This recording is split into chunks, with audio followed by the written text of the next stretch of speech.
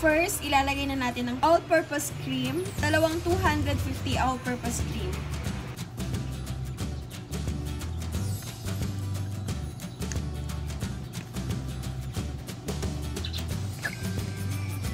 Next is Alaska Condensed milk or any condensed milk. Pero ito talagang ginagamit ko, Alaska. Isang 300 ml.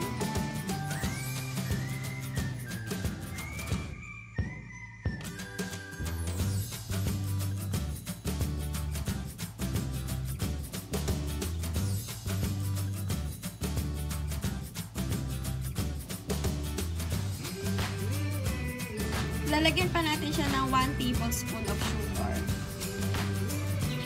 Kailangan natin dagdagan ng sugar kasi kailangan matamis siya. Dahil habang lumalabig to sa ref, na babawasan yung tamis niya.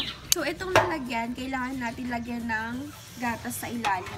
Kasi pag malamig na siya, nagda-dry na siya sa ilalim. So, kailangan lagyan ng gatas.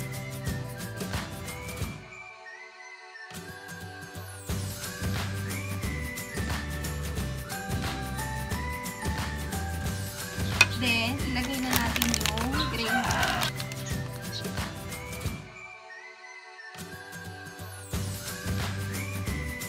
So, may nakikita kayo mga butas-butas. Kailangan lagyan natin yan ng graham. Yung durog na graham. So, start na natin siya lagyan ng gatas. No need naman na lagyan kagad siya ng fruit cocktail kasi kahit sa ibabaw lang yung fruit cocktail niya, masarap na siya.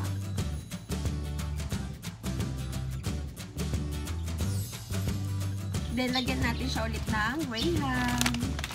3 layers lang to.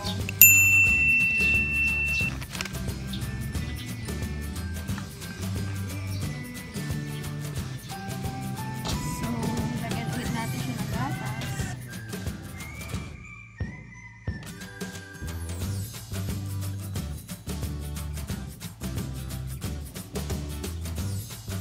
And then, lalagyan na natin siya ng 266 grams.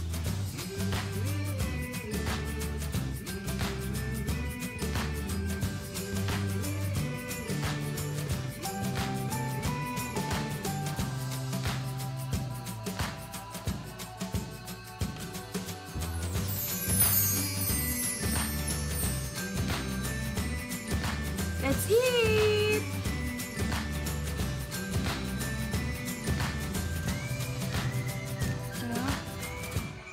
Sarap.